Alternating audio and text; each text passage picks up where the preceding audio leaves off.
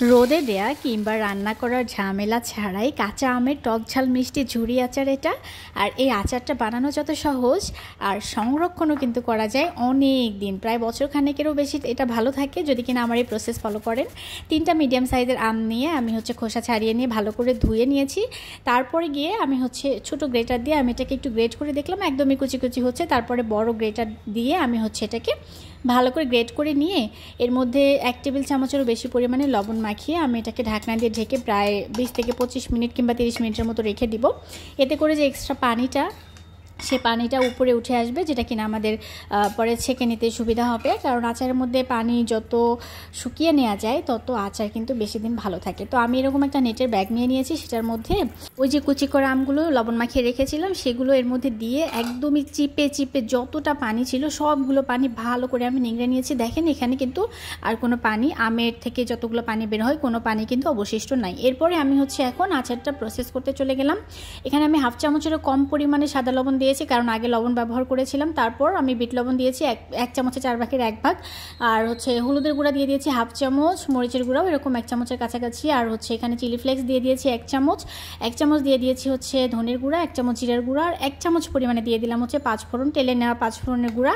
আর এখন দিচ্ছি সরিষা বাটা, এটা দিলাম 1.5 টেবিল চামচের মতো। আর এখানে আমি 1/2 চা চামচের মতো দিয়েছি আদা রসুন একসাথে মিক্স করে বেটে নেওয়া।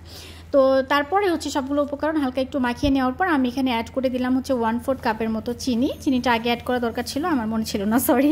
তো যাই হোক, সবগুলো একসাথে ভালো করে হাত দিয়ে মেখে নিচ্ছি। আমি হাতটা অবশ্যই ভালো করে ধুয়ে হাত কিন্তু শুকিয়ে নিয়েছি, হাতের মধ্যে কোনো পানি নেই আমার।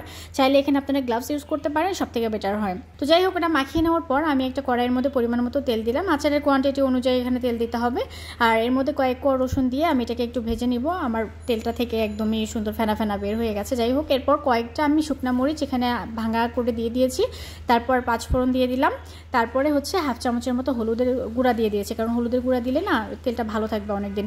এরপর ওটা ভালো করে ভাজা হয়ে যাওয়ার পর ওই যে আমটা মাখিয়ে রেখেছিলাম এতক্ষণ, সেটার উপরে আমি এটা ঢেলে দিয়ে আবার ভালো করে এটাকে মাখিয়ে নিচ্ছি, একদম প্রত্যেকটা আমের ভেতরে যেন তেলটা ভালো মতো ঢুকে যায়।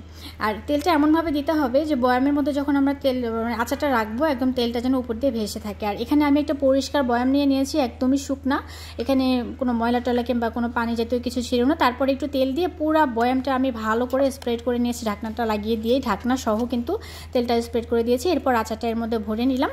তো এটা ভরে নেওয়ার পর আমি জাস্ট কয়েকদিন একটু রোদে রেখেছি, এটা বাইরেও রাখা যায় কিংবা ফ্রিজেও, আপনারা চাইলে ফ্রিজেও রাখতে পারেন, ইচ্ছা আপনাদের।